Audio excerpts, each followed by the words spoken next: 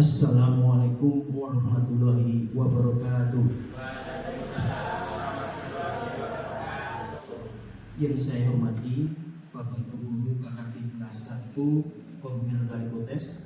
Pertama-tama marilah kita panjatkan puja dan puji syukur kehadirat Allah Subhanahu wa taala, karena dengan limpahan rahmatnya kita bisa berkumpul di tempat ini dalam keadaan sehat walafiat tanpa kekurangan suatu apapun dalam acara diseminasi modul 1.4 budaya positif pendidikan guru penggerak angkatan 10 Kabupaten Klaten. Bapak Ibu yang saya hormati, di sini saya sebagai moderator ingin memaparkan susunan acara pada siang hari ini. Yang pertama adalah pembukaan, yang kedua adalah pemaparan, penyebaran dan penerapan budaya positif, yang ketiga adalah lain-lain nanti diisi dengan tanya jawab dan tanggapan, dan yang terakhir adalah penutup. Baiklah Bapak Ibu Guru yang saya hormati, kita awali saja acara pada siang hari ini, yaitu dengan pembukaan. Marilah kita berdoa sejenak. Berdoa dimulai.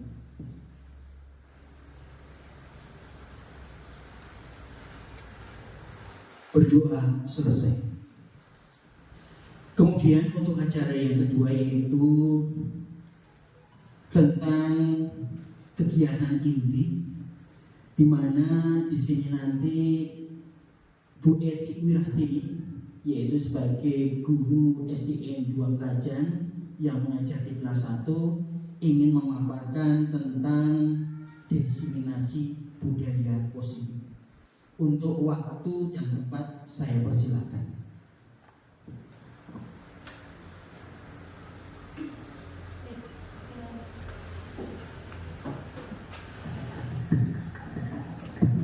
Bismillahirrahmanirrahim. Assalamualaikum warahmatullahi wabarakatuh. Terima kasih atas waktu yang diberikan kepada saya. Perkenankan saya berdiri di depan Bapak Ibu sekalian, ingin mendiseminasikan tentang budaya positif di sekolah, khususnya di SD Negeri 2 Kerajaan. Sebagai yang pertama, monggo Bapak Ibu, kita semangat, tepuk semangat dulu biar tidak sepertinya tegang sekali. Monggo, seperti anak-anak kita harus tetap semangat. Jadi, monggo kita tepuk semangat dulu ya. Tepuk semangat.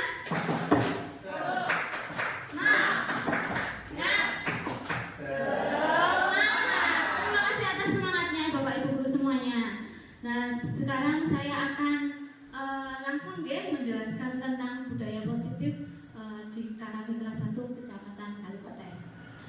Di sini ada beberapa pertanyaan, nanti Bapak Ibu Guru bisa menjawab. Yang pertama adalah hukuman dapat mendisiplinkan anak. Kira-kira setuju atau tidak Bapak Ibu? Monggo Bu Afira. Setuju. Kalau yang kedua, pemberian hukuman dengan hal positif seperti membaca atau membersihkan halaman sekolah dapat meningkatkan disiplin anak. Setuju atau tidak Bapak Ibu? Setuju ya. Mungkin nanti ada alasannya ya. Yang ketiga, memberi penghargaan dapat meningkatkan motivasi belajar anak. Kira-kira setuju atau tidak Bapak Ibu? Setuju. Oke, nanti kita belajar dulu. Akhirnya nanti kita akan mendapatkan jawaban dari pertanyaan-pertanyaan yang ada di depan ini. Monggo next. Nah, materi budaya positif ada 6 Bapak Ibu. Nanti kita akan kupas satu persatu, akan saya jelaskan. Yang pertama adalah disiplin positif dan nilai kebajikan universal. Dan yang kedua adalah teori motivasi, hukuman dan penghargaan restitusi. Yang ketiga berupa keyakinan kelas. Yang keempat adalah kebutuhan dasar manusia dan dunia berkualitas. Dan yang kelima adalah restitusi, terdiri dari 5 posisi kontrol. Yang keenam adalah restitusi yang terdiri dari segitiga restitusi. Kita akan belajar tentang perubahan paradigma teori kontrol atau teori pilihan yang biasa disebut ilusi kontrol. Ilusi guru mengontrol murid untuk yang pertama. Yang kedua adalah ilusi bahwa kritik dan membuat orang merasa bersalah, dapat menguatkan karakter. Dan yang selanjutnya adalah berilusi bahwa semua penguatan positif, efektif, dan bermanfaat. Untuk yang terakhir adalah ilusi bahwa orang dewasa memiliki hak untuk memaksa. Itu paradigma lama ya. Jadi sekarang kita akan kembali ke paradigma baru seperti apa. Nah, inilah siapa sesungguhnya yang memiliki kontrol, Bapak Ibu. Pada teori kontrol atau pilihan, ternyata kita berusaha memahami pandangan orang lain tentang dunia. Dan yang kedua, semua perilaku memiliki tujuan, entah itu nanti tujuan positif atau negatif. Yang jelas itu ada tujuannya, entah itu perilaku baik atau perilaku buruk, pasti ada tujuannya. Yang ketiga, hanya Anda yang bisa mengontrol diri Anda sendiri. Jangan sampai orang lain mengontrol diri jenengan semuanya. Selanjutnya, Anda tidak bisa mengontrol orang lain. Seperti Anda tidak mau dikontrol orang lain, Anda juga tidak bisa mengontrol orang lain. Selanjutnya, kolaborasi dan konsensus menciptakan pilihan-pilihan baru. Kemudian, model berpikir menang-menang. Di sini ada disiplin positif menurut Dr. William Glasser. Anda tidak bisa mengontrol orang lain, hanya Anda yang bisa mengontrol diri jenengan sendiri. Makna disiplin di sini belajar kontrol diri dengan menggali potensi kita agar tercapai tujuan mulia, yaitu sesuatu menjadi seseorang yang kita inginkan berdasarkan nilai-nilai yang kita hargai. Nah, di sini ada makna kata disiplin. Kebanyakan orang akan menghubungkan kata disiplin dengan tata tertib, peraturan yang menimbulkan kepatuhan pada peraturan, juga dihubungkan dengan kata hukuman. Apakah makna disiplin yang sesungguhnya ya Bapak Ibu?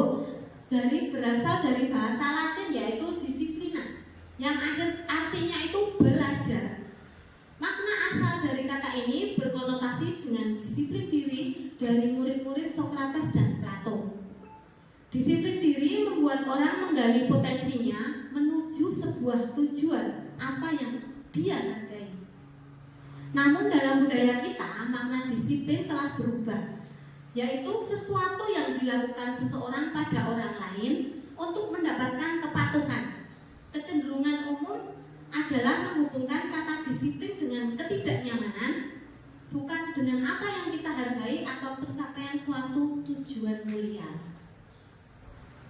Di sini menurut Bapak Pendidikan kita, Bapak Ki Hajar Dewantara, di mana ada kemerdekaan, disitulah harus ada disiplin yang kuat. Sesungguhnya disiplin itu bersifat self-disiplin, yaitu kita sendiri yang mewajibkan kita dengan sekeras-kerasnya. Tetapi itu sama saja, sebab jikalau kita tidak cakap melakukan self-disiplin, wajiblah penguasa lain yang mendisiplinkan kita. Dan peraturan demikian itu harus ada di dalam suasana yang merdeka. Syarat utama menciptakan murid yang merdeka harus ada disiplin yang kuat.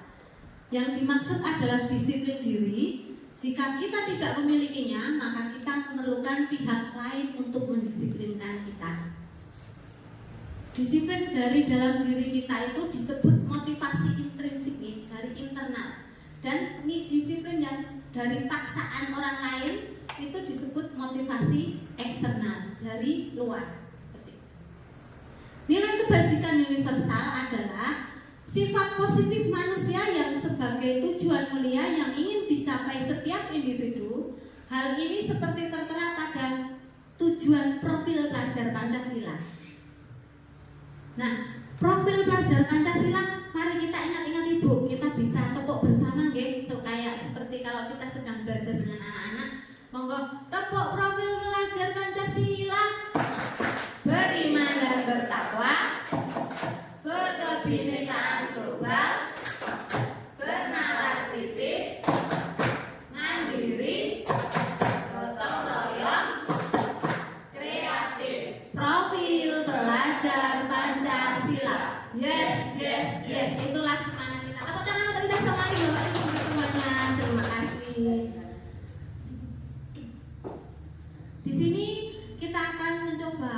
belajar bersama tentang nilai-nilai kebajikan universal. Nilai-nilai kebajikan adalah sifat-sifat positif manusia yang merupakan tujuan mulia yang ingin dicapai setiap individu. Nilai-nilai tersebut bersifat universal dan lintas bahasa, suku bangsa, agama, maupun latar belakang. Di sini setiap perilaku atau perbuatan memiliki suatu tujuan. Dari Dr. William Glasser pada teori kontrol pada tahun 1984. Dengan mengaitkan nilai-nilai kebajikan yang diyakini seseorang, maka motivasi intrinsiknya akan terbangun sehingga menggerakkan motivasi dari dalam diri kita untuk mencapai tujuan mulia yang diinginkan. Itu menurut Diane Gosen tahun 1998. Nilai-nilai kebajikan yang ingin dicapai oleh setiap anak Indonesia kita kenal dengan profil pelajar Pancasila, yaitu seperti yang kita hafalkan tadi bersama-sama nih Bapak Ibu, yang setiap hari kita ulang-ulang bersama anak-anak. Insya Allah nanti bisa untuk kedepannya anak-anak mengingat, tidak hanya mengingat tapi berusaha untuk mengaplikasikannya dalam kehidupannya sehari-hari kelak, seperti itu. Kemudian kita menginjak ke teori motivasi, hukuman, dan penghargaan restitusi. Motivasi perilaku manusia ada 3 Bapak Ibu. Yang pertama untuk menghindari ketidaknyamanan atau hukuman. Yang kedua untuk mendapatkan imbalan atau penghargaan. Yang ketiga untuk menjadi orang yang mereka inginkan atau menghargai diri sendiri. Untuk yang pertama untuk menghindari ketidaknyamanan atau hukuman. Biasanya ini anak-anak akan bertanya, kalau aku tidak melaksanakan peraturan ini, aku akan mendapat apa? Jadi itu akan menjadi motivasi eksternal dari anak tersebut. Jadi dia tidak menyadari kalau saya berbuat positif, berbuat disiplin itu untuk menghargai dirinya sendiri, itu tidak. Tapi dia hanya menghindari ketidaknyamanan dan hukuman dari Bapak Ibu guru. Kemudian yang kedua adalah untuk mendapatkan imbalan atau penghargaan. Di sini kita bisa melihat mendapatkan imbalan dan penghargaan. Biasanya kalau ada murid yang termotivasi untuk melakukan sesuatu karena dia ingin mendapatkan imbalan, ujian, penghargaan, itu biasanya tidak akan dari dirinya sendiri. Jadi ketika tidak ada penghargaan, tidak ada imbalan, tidak ada pujian, maka dalam dirinya dia aku nggak mau, nggak ada penghargaannya, aku nggak mau, nggak ada pujian. Jadi dia melakukan seperti itu hanya ingin mendapatkan pujian, imbalan, penghargaan, seperti itu. Jadi belum ada motivasi dari dirinya untuk menjadi lebih baik karena dia menghargai diri sendiri. Dan yang ketiga adalah untuk menjadi orang yang mereka inginkan atau menghargai diri sendiri. Inilah motivasi yang perlu kita kembangkan, yang paling baik dan harus kita lakukan. Karena untuk menjadi orang yang kita inginkan adalah suatu bentuk kita menghargai diri kita sendiri. Next. Di sini ada 3, hukuman, konsekuensi, dan restitusi. Di sini ada perbedaannya Bapak Ibu semuanya. Kita akan belajar tentang hukuman dulu ya. Biasanya hukuman itu sesuatu yang menyakitkan terjadi, kemudian bersifat mendadak. Yang ketiga, satu arah atau dari murid untuk guru. Yang selanjutnya adalah bersifat memaksa atau paksaan. Kemudian dampaknya anak akan menyembunyikan kesalahan, mendorong menyalahkan diri. Kemudian di teori konsekuensinya, konsekuensi itu sesuatu harus terjadi, ada kesepakatan sebelumnya biasanya. Terus tidak nyaman untuk murid dalam jangka pendek. Kemudian dampaknya mendorong kepatuhan, konsep diri baik, murid taat peraturan. Ini biasanya sepertinya kita sudah melaksanakan ini yang konsekuensi ini. Terus langsung ke restitusi. Restitusi merupakan pilihan. Itu menguatkan murid untuk jangka panjang. masalah terpecahkan, dampaknya mendorong disiplin positif, konsep diri kuat, murid belajar memecahkan masalah. Di sini ada penghargaan. Nah, penghargaannya ada beberapa ini, Bapak Ibu. Penghargaan itu ternyata tidak efektif. Penghargaan bisa merusak hubungan, penghargaan menurunkan kualitas, penghargaan mengurangi ketepatan, penghargaan mematikan kreativitas, kemudian penghargaan menghukum. Seperti apa maksudnya ini, Bapak Ibu? Kembali. Di sini penghargaan tidak efektif karena nanti ketika kita memberikan penghargaan kepada anak selalu dan ingin terus seperti itu, maka anak-anak akan hanya melakukan sesuatu bila ada penghargaan. Jadi untuk jangka panjang sepertinya tidak bisa. Itu bisa mempengaruhi anak cuma pada jangka pendek saja. Kemudian bisa merusak hubungan dan terjadi persaingan. Misalkan dalam satu kelas, Bapak Ibu, kita memuji, memberikan penghargaan kepada anak yang suka mengerjakan soal dengan tepat dan selalu berani tampil ke depan. Kita memberikan pujian, penghargaan. Itu akan menimbulkan anak lain merasa iri dan menjadikan itu seperti persaingan. Oh, ternyata ibu guru cuma memperhatikan dia. Jadi membuat dia merasa iri dan menimbulkan persaingan. Kemudian penghargaan kan menurunkan kualitas. Biasanya kalau anak sudah terlena dengan penghargaan, dengan pujian, itu biasanya terus aku selalu dipuji Bapak Ibu guru, jadi aku akan melakukan sesuatu tidak usah terlalu ini. Nah, seperti itu.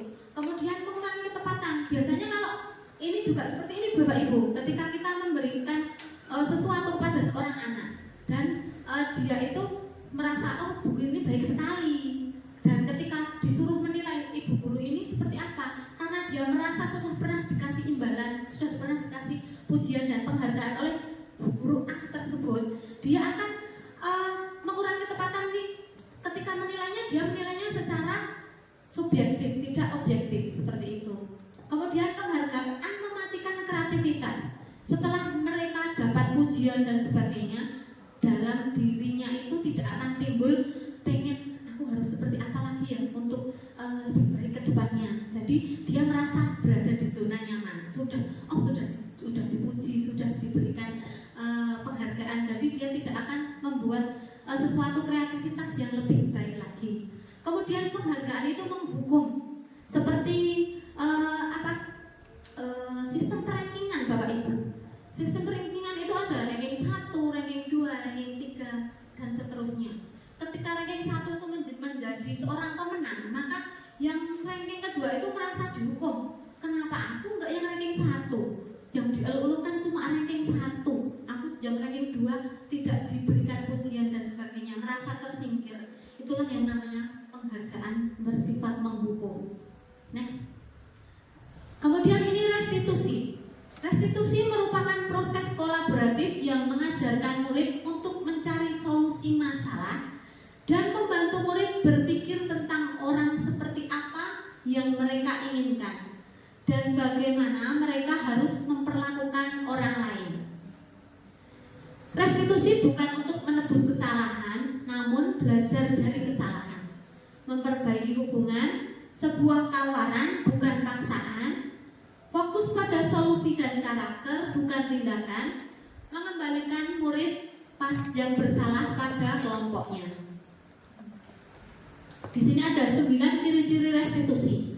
Yang pertama, bukan untuk menebus kesalahan, namun untuk belajar dari kesalahan. 2, memperbaiki hubungan. Yang ketiga, berupa tawaran dan tidak memaksakan murid untuk seperti apa, gitu ya. Terus yang keempat, restitusi menuntun untuk melihat ke dalam dirinya. Jadi seperti introspeksi diri, seperti itu Bapak Ibu. Kemudian restitusi mencari kebutuhan dasar yang paling mendasari tindakan. Setiap tindakan pasti ada alasannya. Kemudian restitusi diri adalah cara yang paling baik. Restitusi fokus pada karakter bukan tindakan. Yang kedelapan, restitusi fokus pada solusi akan permasalahan. 9, restitusi mengembalikan murid yang berbuat salah pada kelompoknya. Kita masuk ke materi ketiga, ya. adalah keyakinan kelas. Sebelumnya Bapak Ibu masih semangat nggih? Masih semangat? Oke, C. Keyakinan kelas adalah nilai-nilai keselamatan yang disebut keyakinan, yaitu nilai-nilai kebajikan universal yang disepakati secara tersirat maupun tersurat. Menekankan pada keyakinan seseorang akan lebih memotivasi seseorang dari dalam diri. Ini pembentukan keyakinan kelas Bapak Ibu. Mungkin Bapak Ibu juga sudah pernah melaksanakannya. Biasanya kita membuat keyakinan kelas di saat awal ajaran baru, jadi kita sambil mengingat lagi apa yang kita lakukan saat pembentukan keyakinan kelas. Untuk yang pertama, keyakinan kelas bersifat lebih abstrak daripada peraturan. Jadi lebih fokus ke dalam satu kelas, tidak menyeluruh satu sekolah, Kemudian keyakinan kelas berupa pernyataan universal. Pernyataan keyakinan kelas senantiasa dibuat dalam bentuk positif untuk kebaikan-kebaikan yang ada di dalam satu kelas. Kemudian keyakinan kelas hendaknya tidak terlalu banyak agar mudah dihafal anak. Kemudian keyakinan kelas sebaiknya sesuatu yang dapat diterapkan di lingkungan tersebut. Jadi harus sesuai dengan kebutuhan Bapak Ibu guru di dalam satu kelas, karena kelas 1 mungkin kebutuhannya berbeda dengan kebutuhan di kelas 5, seperti itu. Kelas atas dan kelas bawah mungkin akan beda kebutuhannya. Yang kemudian semua warga kelas hendaknya ikut berkontribusi dalam pembuatan keyakinan kelas lewat kegiatan curah pendapat. Jadi keyakinan kelas ini harus disepakati bersama dan diikuti seluruh warga kelas. Jadi nanti ada kesepakatan ketika sudah disepakati gedok bersama, semua taat akan peraturan dan keyakinan kelas tersebut. Kemudian yang terakhir adalah dapat ditinjau dari waktu ke waktu. Kenapa dapat ditinjau dari waktu ke waktu Bapak Ibu? Karena dalam setiap kali kita berada di lingkungan kelas itu kan biasanya ada peristiwa, ada masalah, atau ada sesuatu hal yang mungkin bisa merubah keyakinan kelas. Mungkin bisa ditambah atau mungkin nanti bisa memperbaiki keyakinan kelas yang telah disepakati, seperti itu. Kemudian kita menginjak ke materi keempat, yaitu kebutuhan dasar manusia dan dunia berkualitas. Maksudnya apa kebutuhan dasar manusia? Di sini kebutuhan dasar manusia disebutkan yang pertama adalah kebutuhan bertahan hidup. Yang kedua, kebutuhan kasih sayang dan rasa diterima. Yang ketiga, penguasaan atau pengakuan akan kemampuan. Yang keempat adalah kebebasan, kebutuhan akan pilihan. Kemudian yang terakhir adalah kesenangan, kebutuhan untuk merasa senang. Nah, untuk yang pertama itu kebutuhan untuk bertahan hidup itu kita kira-kira butuh apa saja? Seperti kita butuh makan, tempat tinggal, sandang, dan kesehatan kita. Kita butuh olahraga untuk kesehatan kita untuk hidup, bertahan hidup, Jadi seperti makan, kebutuhan pangan, sandang, papan, dan sebagainya itu sudah termasuk kebutuhan dasar manusia. Kemudian kasih sayang dan rasa diterima. Ini kadang kita juga agak lupa. Ternyata kita ini walaupun sudah besar, kita tetap membutuhkan kasih sayang dan rasa diterima. Kasih sayang dan rasa diterima itu sesuatu hal yang membuat kita merasa diterima di dalam suatu lingkungan agar kita dapat melakukan interaksi sosial dalam suatu lingkungan sosial, seperti itu, Kemudian penguasaan atau pengakuan akan kemampuan. Di sini kita butuh, kalau ada yang berprestasi, berkompeten dalam keahliannya, itu kita mengakui, dan itu adalah kebutuhan dasar manusia yang dalam penguasaan itu. Kemudian kebebasan, kebutuhan akan pilihan. Jadi kita bebas untuk memilih apapun. Kita ingin berkarya seperti apa, kita ingin melakukan kegiatan seperti apa, kita ingin berpendapat seperti apa, kita bebas untuk melakukan itu, kita mempunyai kebebasan. Untuk yang terakhir adalah kebutuhan kesenangan, kebutuhan untuk merasa senang. Coba Bapak Ibu sekarang kita bayangkan kalau hidup kita cuma ada sedih, cuma nangis, kira-kira seru nggak Bapak Ibu? Ada nggak kita rasa pengen hidupnya lebih bersih? bersemangat lagi seperti itu. Pasti tidak kalau kita cuma sedih terus. Nah, di sini ada kebutuhan dasar, kebutuhan untuk merasa senang. Kita harus senang untuk melakukan sesuatu. Kalau kita sudah senang, apapun bentuknya, apapun beratnya nanti, apapun rintangannya, insya Allah kita akan tetap semangat dan termotivasi untuk melakukan sesuatu. Seperti itu, nggih. Next. Nah, ini dunia berkualitas. Dunia berkualitas Anda adalah tempat khusus dalam pikiran Anda. Tempat Anda menyimpan gambaran representasi dari semua yang Anda inginkan. Bisa berisi orang-orang yang terkasih, ada hal-hal dan apa saja yang terbaik dalam hidup Anda, dan membuat Anda merasa bahagia dan terpenuhi kebutuhan dasar Anda. Jadi di sini dunia Anda itu jenengan punya dunia sendiri dalam pikiran jenengan. Kalau dunia itu sudah jenengan bentuk dengan keyakinan motivasi positif, insya Allah nanti kebutuhan dasar Anda terpenuhi dan Anda bisa menularkan aura positif kepada lingkungan sekitar. Next. Kemudian di sini ada restitusi. Sudah materi kelima ya Bapak Ibu. Di sini ada 5 posisi kontrol. Di sini ada restitusi 5 posisi kontrol. Untuk yang pertama adalah penghukum. Yang kedua adalah membuat merasa bersalah. Yang ketiga adalah sebagai teman. Yang keempat sebagai pemantau, dan yang kelima adalah manajer. Di sini kita akan melihat video. Nanti Bapak Ibu guru bisa ngersani dulu. Nanti kira-kira kita akan ada. Sepertinya kita di posisi yang mana seperti itu. Monggo sambil disambi hidangan yang ada di depan Bapak Ibu guru sambil menikmati video 5 posisi kontrol.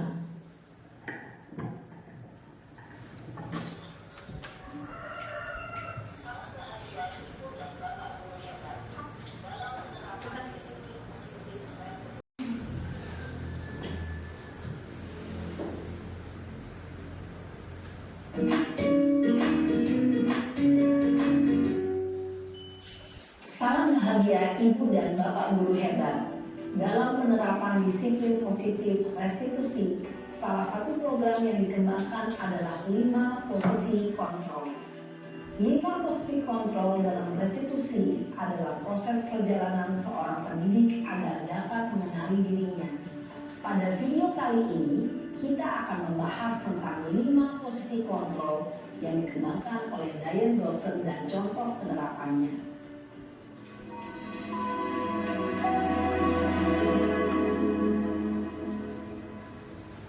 5 posisi kontrol itu adalah 1. Posisi penghukum, 2. Posisi pembuat merasa bersalah, 3. Posisi teman, 4. Posisi pemantau atau monitor, dan 5. Posisi manajer. Untuk lebih memahami kelima posisi tersebut, mari kita saksikan kasus Nathan yang terlambat hadir 20 menit di sekolah dan melihat bagaimana kelima posisi kontrol dalam menghadapi masalah tersebut.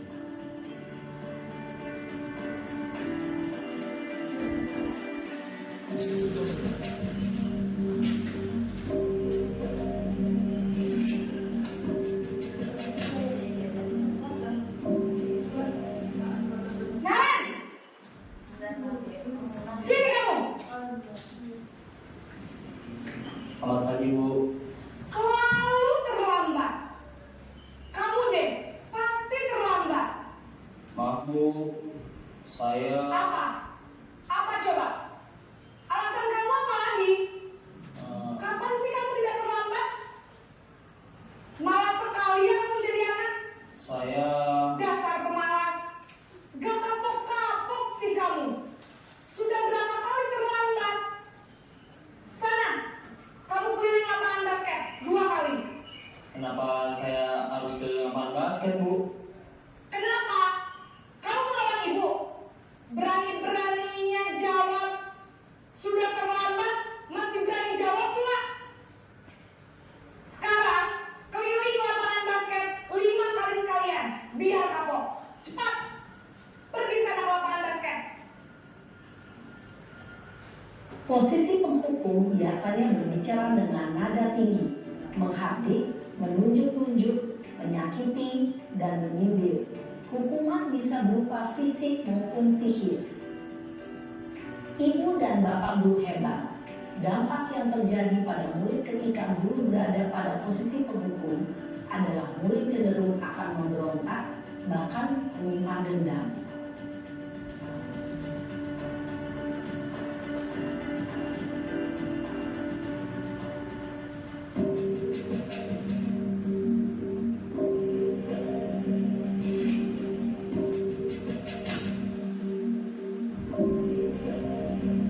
Naren!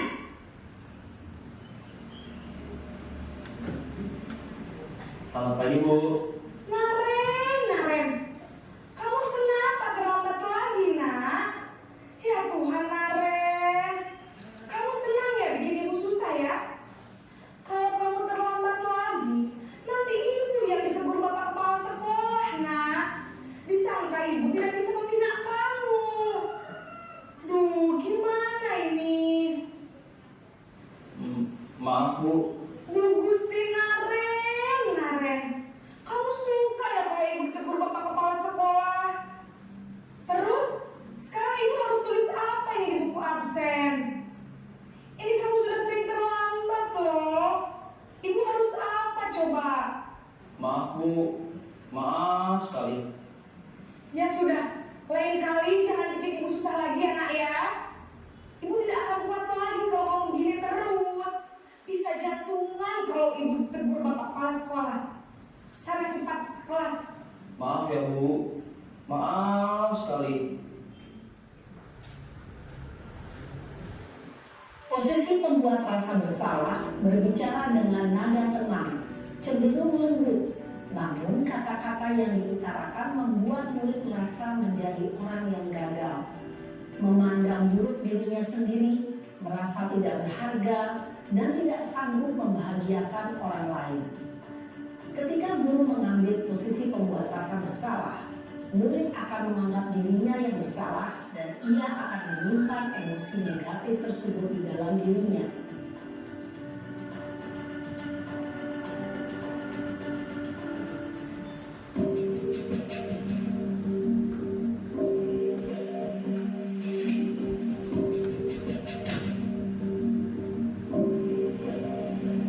Naren!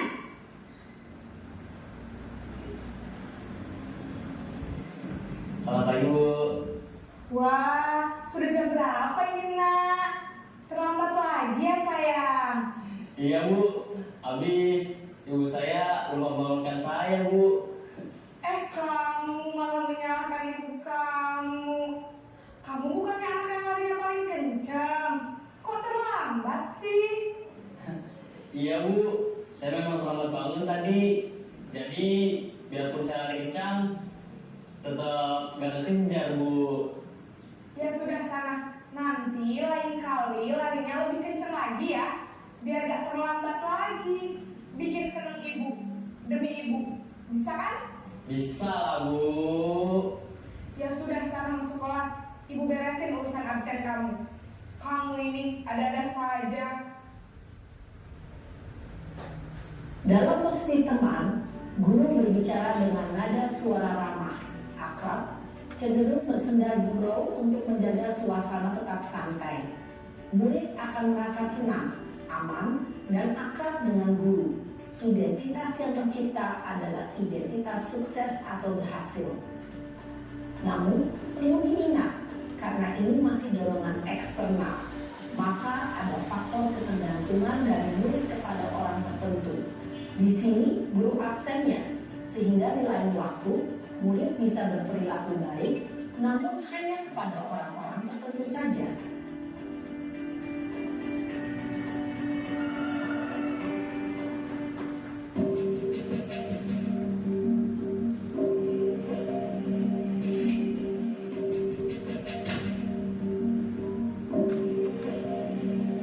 Naren!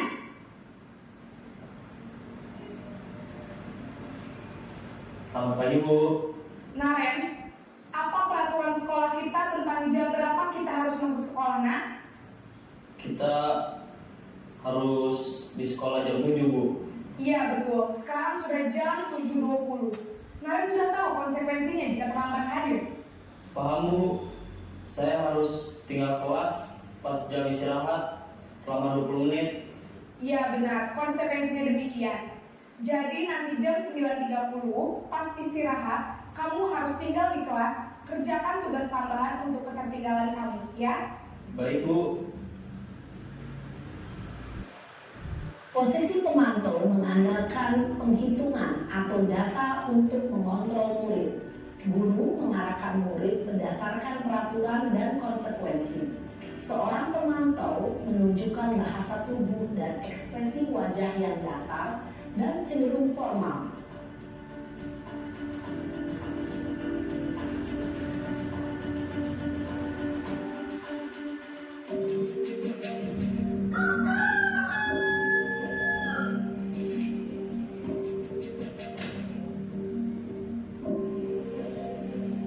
Naren!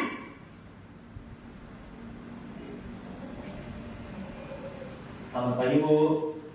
Selamat pagi Naren. Maaf, Bu. Saya terlambat. Iya, sekolah masuknya jam 7, sekarang sudah jam 7.20. Jadi sekarang bagaimana ini Naren? Maaf, Bu. Saya lupa setel alarm saya semalam. Baiklah, menurut kamu, keyakinan sekolah yang mana yang perlu kamu tingkatkan? Menghargai diri sendiri dan orang lain mungkin, ya, Bu. Setuju. Jadi, apakah Naren meyakini prinsip saling menghormati tersebut? Iya, Bu. Saya meyakininya. Apakah Naren bersedia memperbaiki masalah keterlambatan ini? Bersedia, Bu. Bagaimana kamu akan perbaiki masalah keterlambatan ini? Saya akan coba untuk tidak lupa menyetel alarm saya, Bu. Baik, kalau Naren lupa menyetel alarm di rumah, ada orang yang kira-kira bisa bantu mengingatkan tidak? Ada, Bu. Kakak saya, Kak Emma. Ada lagi selain Kak Emma? Selain Kak Emma, ada ibu saya. Baik, jadi yang mengingatkan Naren adalah Kak Emma dan ibu kamu ya? Kira-kira akan mulai start alarm kapan nih Naren? Setelah pulang sekolah, akan segera saya lakukan. Baik, jadi Naren akan setel alarm untuk bangun besok pagi dan akan diingatkan oleh kakak dan ibunda Naren ya. Ada lagi yang mungkin perlu dilakukan Naren agar tidak terlambat bangun lagi. Tidak ada, Bu. Baik Naren, terima kasih untuk kerjasama kamu. Sekarang kamu perlu kembali ke kelas untuk belajar. Baik, Bu. Terima kasih. Posisi manajer adalah posisi kontrol yang disarankan untuk membimbing murid memiliki sikap disiplin yang positif, yaitu murid yang mandiri, bertanggung jawab, dan dapat memecahkan masalah. Tujuan dari posisi ini adalah agar murid dapat berefleksi atas tindakannya. Guru akan dengan tulus memberikan pertanyaan-pertanyaan bermakna, sehingga membuat murid dapat belajar dari kesalahannya dan mencari sebuah solusi untuk menyelesaikannya. Ibu dan Bapak guru hebat, setelah mengamati adegan kelima posisi kontrol tadi, kira-kira posisi mana yang paling ideal? Posisi mana yang dapat menunjang motivasi intrinsik murid? Ya, tentu posisi manajer. Posisi ini memang posisi ideal yang ingin dituju setiap pendidik. Pada posisi inilah, guru dapat menerapkan disiplin positif yang berpihak pada murid, yang memerdekakan murid. Perjalanan seorang pendidik tentunya tidak mudah untuk sampai pada posisi seorang manajer. Namun, tujuan kita pasti, yaitu menciptakan murid-murid yang mandiri, merdeka, dan bertanggung jawab. Semoga penggambaran 5 posisi kontrol yang telah diperlihatkan ini dapat menjadi ajang refleksi bagi kita semua, agar dapat terus mengasah dan menerapkan disiplin positif yang memerdekakan murid. Mari terus berlatih dan bersemangat. Selamat menerapkan. Salam dan bahagia Ibu dan Bapak Guru hebat.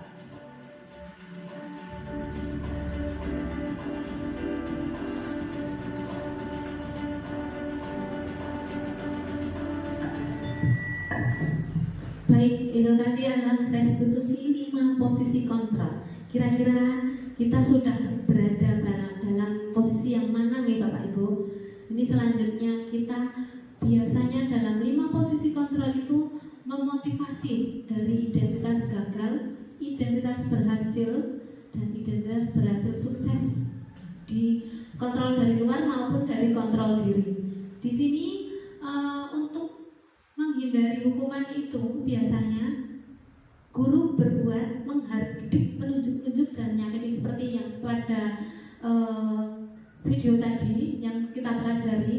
Ada kata-kata yang digunakan ibu guru untuk menunjukkan di mana posisi kontrol kita, seperti itu ya. Next. Kemudian materi yang terakhir yaitu restitusi berupa segitiga restitusi. Sebagai informasi, segitiga restitusi itu ada 3 yang dilaksanakan ketika menyelesaikan permasalahan anak. Untuk yang pertama adalah menstabilkan identitas. Dalam menstabilkan identitas tersebut, biasanya guru berkata seperti ini: berbuat salah itu hal yang manusiawi. Tidak ada manusia yang sempurna. Diawali dengan kata-kata seperti itu, Ibu. Bapak Ibu juga buat salah. Kita pasti bisa menyelesaikan permasalahan ini. Bapak Ibu tidak tertarik untuk mencari tahu siapa yang benar, siapa yang salah. Bapak Ibu lebih tertarik untuk menyelesaikan masalah. Kemudian yang terakhir, kalau kamu menyalahkan dirimu sendiri terus-menerus, apakah kamu bersikap baik kepada dirimu sendiri? Itu yang ada dalam kondisi menstabilkan identitas. Kemudian yang kedua adalah memvalidasi kesalahan. Biasanya ini membantu murid mengenali basic need atau kebutuhan dasar yang ingin dipenuhinya ketika melakukan kesalahan itu. Biasanya guru berkata, kamu bisa saja kan melakukan hal yang lebih buruk, tapi kamu tidak melakukannya. Terus yang kedua, kamu pasti punya alasan mengapa melakukannya. Jadi anak ditanya, kenapa melakukan kesalahan tersebut? Apa yang penting bagi kamu? Kemudian, kamu boleh tetap berusaha menjaga sikap itu, tapi tambahkan sikap yang lain, yang baru. Maukah kamu belajar cara lain untuk mendapat yang kamu butuhkan tanpa harus memukul? Nah, seperti itu. Kemudian, apakah kamu bisa melakukan dengan lebih baik besok? Seperti itu, okay? Itu memvalidasi kesalahannya. Kemudian, kita kembali yang ketiga, kita menanyakan keyakinan. Anak dapat melihat kesalahannya, kemudian dihubungkan, okay, Bapak Ibu. Guru biasanya berkata, apa nilai yang kita percaya di kelas atau sekolah kita? Jadi anak diberikan pemantik, dia setelah melakukan kesalahan terus sudah diberikan stabilitasnya itu dia harus seperti apa. Akhirnya dia akan memikirkan apa ya yang harusnya saya lakukan gitu kan. Terus nilai-nilai universal apa yang telah kita sepakati. Jadi anak mengingat lagi, mengingat seperti itu. Kelas yang ideal itu seperti apa sih? Kamu ingin jadi anak seperti apa? Kemudian apa yang kamu rasakan ketika kamu melakukan itu? Kamu menjadi orang yang seperti apa? Seperti itu nggih? Itu menanyakan keyakinan lagi. Kemudian ini adalah penerapan segitiga restitusi yang sudah saya lakukan di SD Negeri 2 Kerasan. Ada 2 kasus. Nanti Bapak Ibu guru bisa mersani videonya. Monggo.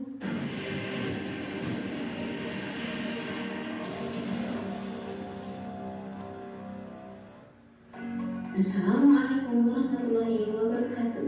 Saya Etu Ilastini, calon guru pemula angkatan 10 dari SD Negeri 2 Kerasan, Kecamatan Kalipotes. Video kali ini merupakan praktik penerapan segitiga restitusi untuk menyelesaikan permasalahan siswa di sekolah saya.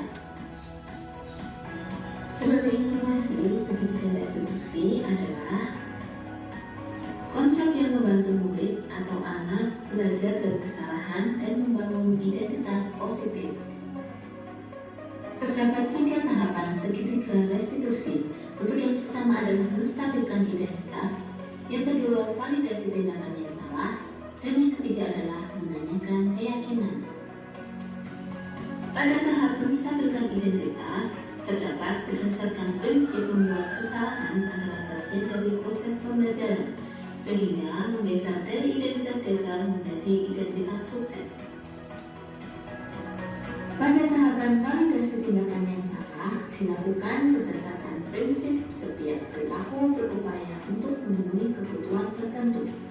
Guru akan bergeser dari pemikiran stimulus respon menjadi proaktif, kemudian mengenali dan mengakui kebutuhan murid akan memperbaiki hubungan dengan murid. Terakhir adalah menanyakan keyakinan.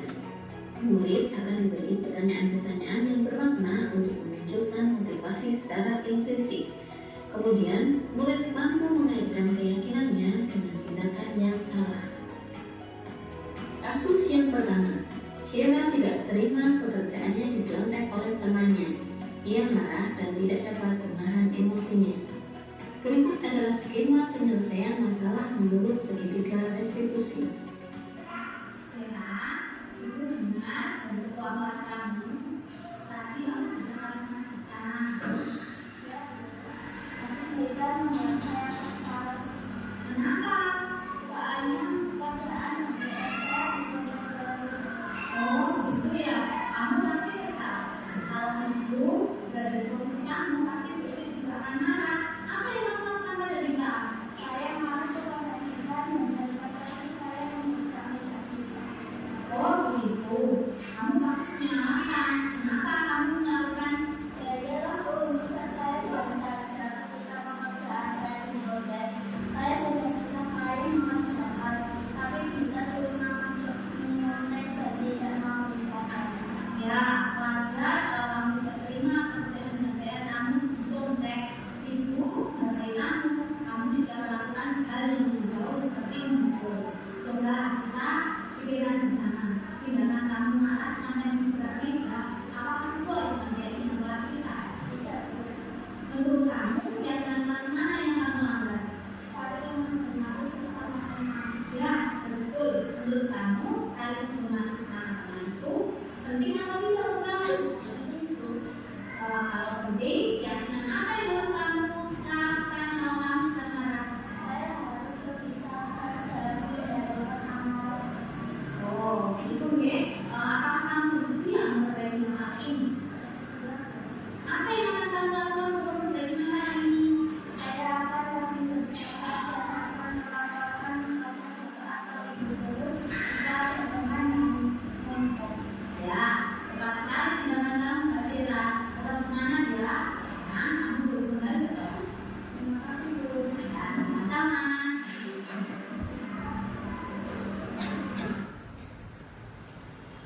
Kasus 2, Rizky sering terlambat sehingga banyak pelajaran yang tertinggal.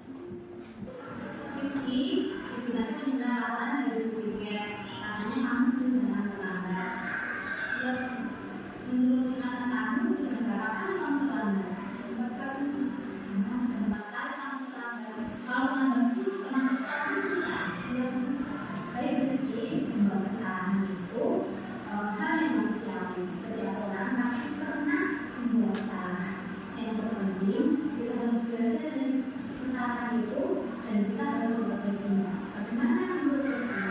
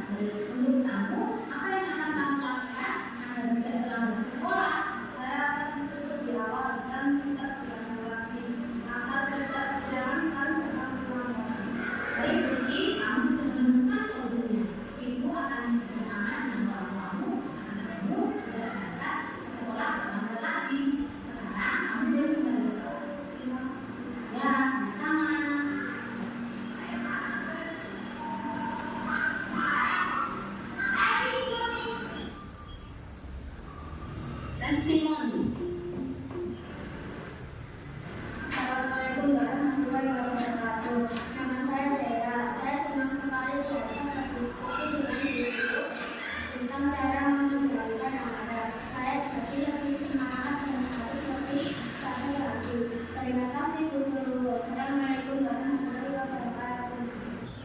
Assalamualaikum warahmatullahi wabarakatuh. Nama saya Rizky, kelas 5 SD Babakan. Saya senang sekali diajak berdiskusi dengan guru tentang permasalahan saya yang sering datang terlambat. Saya sudah menemukan solusi masalah agar saya tidak terlambat lagi. Terima kasih Bu Guru. Wassalamualaikum warahmatullahi wabarakatuh. Sekian video kali ini. Terima kasih. Wassalamualaikum warahmatullahi wabarakatuh. Salam guru penggerak, tergerak, bergerak, menggerakkan.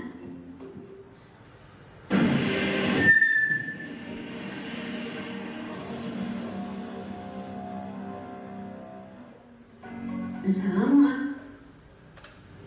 Begitu ya Bapak Ibu, itu tadi praktek segitiga restitusi yang sudah saya lakukan di SD Negeri 2 Kerajan.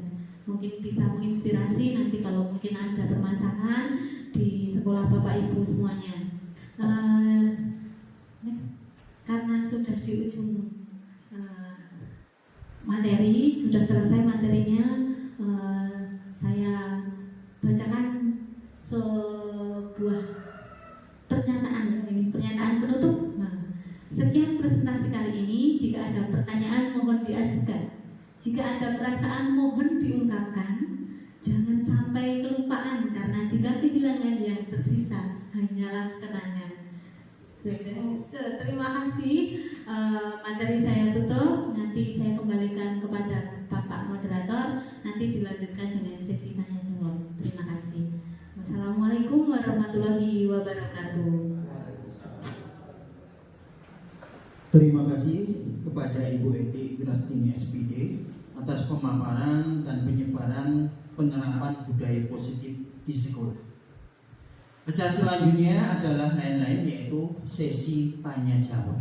Monggo Bapak Ibu Guru saged bertanya kepada pemateri, yaitu Ibu Eti Wirastini, tentang materi yang sudah dipaparkan tadi.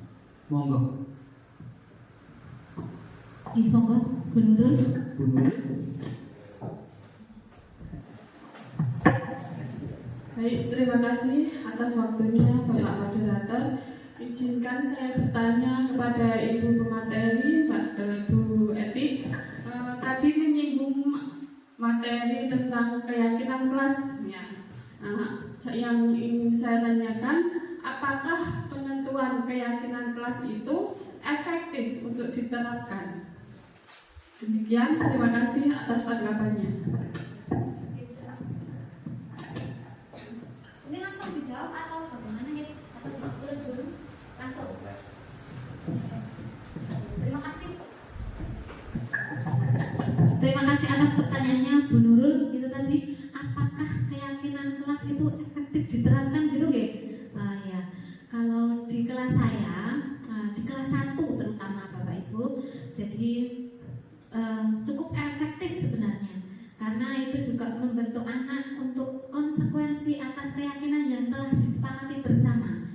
Jadi anak-anak itu sudah ada, mungkin masih, kalau untuk anak kelas 1 masih ada motivasi eksternal gitu. Jadi belum dari dirinya sendiri, karena masih peralihan dari masa TK ke masa SD itu kan mungkin masih banyak perlu bimbingan dan contoh dari Bapak Ibu guru. Jadi untuk keefektifannya sejauh ini alhamdulillah di kelas 1 saya menerapkan keyakinan kelas, alhamdulillah juga sudah cukup efektif. Jadi anak-anak sudah mau mengikuti keyakinan-keyakinan kelas yang telah disepakati bersama. Seperti itu nggih Bu Nurul, mungkin ada kurangnya atau sudah cukup? Terima kasih. Mungkin lainnya. Ibu Ari, monggo. Terima kasih atas waktu yang diberikan kepada saya. Di sini saya akan bertanya kepada Ibu Eti. dari masalah tadi, dari ketiga jenis motivasi tadi, menurut ya, manakah yang saat ini penting paling banyak mendasari perilaku murid-murid di sekolah di SD 2 Kerajaan dan di SD 2 Kerajaan, mohon dijelaskan. Terima kasih. Oke, terima kasih Bu Ari. Itu tadi kalau tidak salah motivasi mana yang mendominasi yang dilakukan anak-anak di SD kami gitu, nggih. Kalau di kelas 1 nggih, Bapak Ibu, itu tadi kan ada 3 motivasi. Nah, motivasi yang pertama karena tidak ada ketidaknyamanan atau karena ada hukuman seperti itu. Yang kedua karena ada penghargaan, imbalan dan sebagainya. Dan yang ketiga adalah motivasi dari diri sendiri yang mana menghargai dirinya sendiri. Kalau di kelas 1 nggih Ibu, ini saya juga sekedar sharing juga. Di kelas 1 itu saya masih kadang menerapkan motivasi yang kedua, yaitu memberikan penghargaan dan imbalan itu. Tapi tidak secara langsung, secara terus-menerus tidak. Karena hanya untuk memancing saja, memotivasi, memantik anak-anak untuk semangat. Dan itu tidak saya lakukan terus-menerus. Dan untuk menerapkan agar anak-anak nanti bisa memunculkan motivasi yang untuk menghargai dirinya sendiri itu, insya Allah nanti berjalan dengan waktu. Karena untuk kelas 1 saya masih kesulitan untuk menerapkan yang langsung yang motivasi dari intrinsik anak. Jadi masih ada beberapa, tidak semuanya.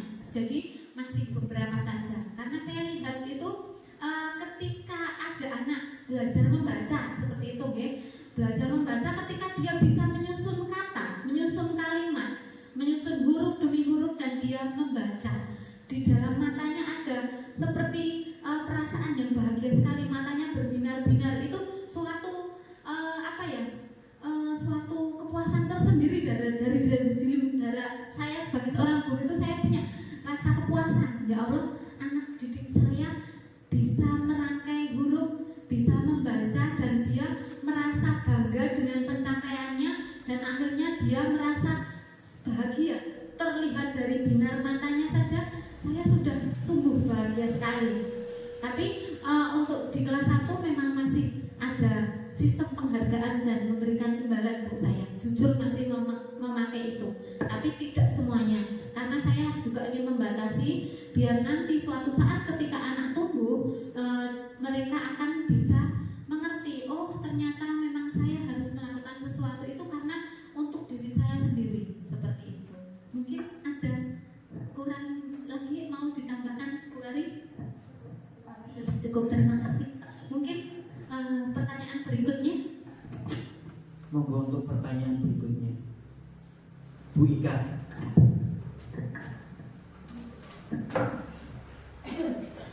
Ya, terima kasih atas waktu yang diberikan kepada saya. Mohon maaf sebelumnya Betty ini terkait dengan disiplin positif ya. Menurut Bu Eti, strategi apa yang selama ini jenengan terapkan untuk menanamkan disiplin positif pada murid-murid jenengan? Terus kira-kira bagaimana hasilnya berhubungan dengan perilaku murid-murid jenengan? Terima kasih. Baik, terima kasih Bu Ika atas pertanyaannya. Ya, ini ditanya tentang strategi. Strategi apa yang saya lakukan agar anak-anak bisa menerapkan budaya disiplin positif di sekolah, khususnya di SD Negeri 2 Kerajaan. Di sini saya menerapkan strategi yang pertama adalah kita sebagai guru itu adalah sebagai contoh atau teladan bagi anak didik kita.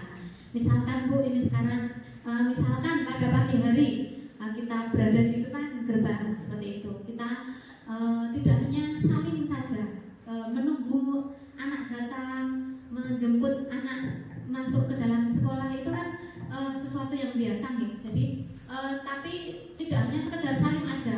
Jadi saya biasanya mengucapkan salam, kemudian menanyakan apa kabarnya hari ini.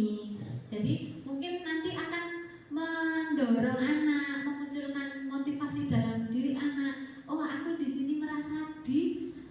memperhatikan. Saya senang banget ibu guru memperhatikan saya, menanyakan apakah sudah sarapan atau dan sebagainya.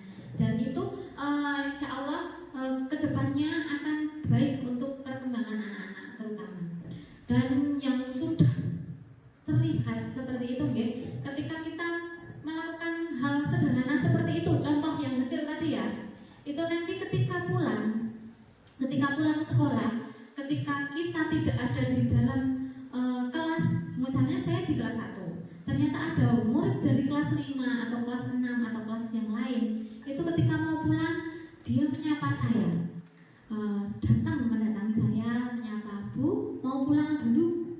Nah, seperti pamit seperti itu, terus minta salim, terus kita bilang hati-hati di jalan, seperti itu.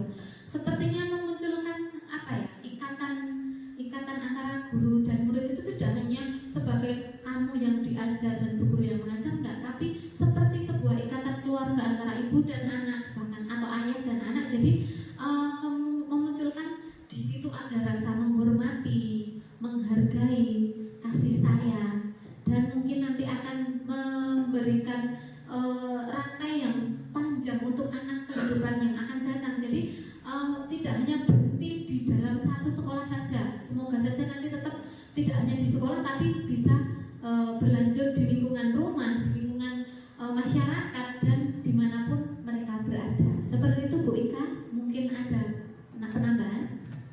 Sudah, terima kasih. Mungkin sudah. Apakah ada pertanyaan lagi Bapak Ibu? Boten wonten? Nggih, terima kasih Bapak Ibu semuanya, bahwasanya tak terasa kita sudah memasuki pada akhir acara. Di sini bahwasanya budaya positif di sekolah sangatlah penting untuk mengembangkan peserta didik yang memiliki karakter yang kuat dan berakhlak sesuai profil pelajar Pancasila, seperti yang disebutkan sebagai pedoman untuk pendidikan di Indonesia, sehingga murid kita kedepannya menjadi manusia yang merdeka, mandiri, dan bertanggung jawab, dan tumbuh motivasi intrinsik dalam diri mereka. Bapak Ibu yang kami hormati, saya sebagai moderator meminta maaf jika ada salah kata. Marilah kegiatan pada hari ini kita tutup dengan bacaan hamdalah bersama-sama. Alhamdulillahirobbilalamin. Dari saya cukup sekian. Wassalamualaikum warahmatullahi wabarakatuh.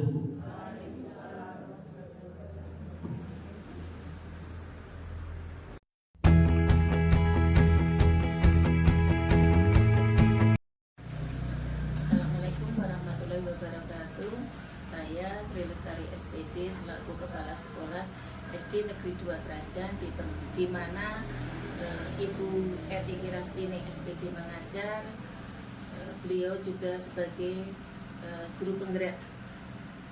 Kemudian diseminasi pengimbasan yang dipaparkan Ibu Eti di dalam KKG Grup Kelas 1 Kecamatan Kalikotes merupakan bentuk aksi nyata yang dalam program guru penggerak ini mudah-mudahan pengimbasan budaya positif ini bersifat permanen, jangan sampai hanya seperti magnet, dan apabila ditinggal magnet itu temanya akan menjadi hilang kemagnetannya, tetapi bersifat permanen, di mana walaupun tidak atau sudah hilang pengimbasannya, magnet itu akan tetap secara permanen.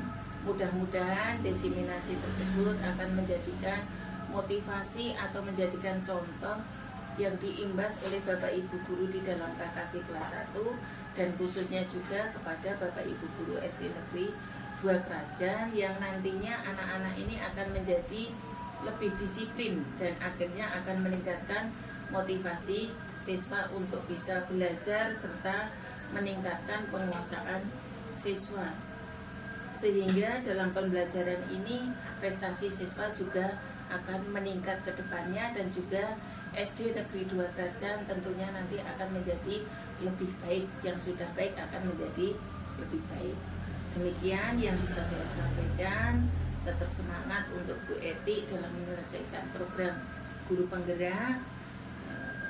tetap semangat. Maka saya akhiri. Assalamualaikum warahmatullahi wabarakatuh. Assalamualaikum warahmatullahi wabarakatuh. Perkenalkan, saya Ika Umi Muharramah Salim. Saya merupakan teman sejawat dari Ibu Eti Wirastini dalam kegiatan KKG kelas 1 Korwil Kecamatan Kalikotes. Menurut saya, dari apa yang sudah dipaparkan oleh Ibu Eti Wirastini mengenai budaya positif itu sudah sangat bagus untuk diterapkan di sekolah, terutama mengenai disiplin positif untuk siswa. Karena sekarang ini masih banyak siswa yang belum menyadari akan pentingnya budaya disiplin positif. Mereka melakukan disiplin hanya karena rasa takut ataupun dari faktor ekstrinsik, belum dari intrinsik. Makanya untuk pemaparan kali ini menurut saya sangat bagus dan sangat bermanfaat untuk dilakukan di semua sekolahan. Nah, dari sini juga kami sebagai guru juga sangat baik juga, karena di sini kami bisa mengetahui posisi apa yang harus kita lakukan, yang harus kita pahami dalam menerapkan budaya disiplin positif untuk menumbuhkan intrinsik, ya, disiplin intrinsik di siswa sendiri. Jadi tidak hanya ekstrinsik tapi juga intrinsik seperti itu. Nah, semoga dengan adanya disiplin ini bisa kita terapkan bersama-sama di lingkungan sekolah untuk membentuk siswa-siswa yang berkarakter sesuai dengan harapan kita. Saya kira hanya itu yang dapat saya sampaikan, dan apabila ada salah kata saya mohon maaf yang sebesar-besarnya. Wassalamualaikum warahmatullahi wabarakatuh.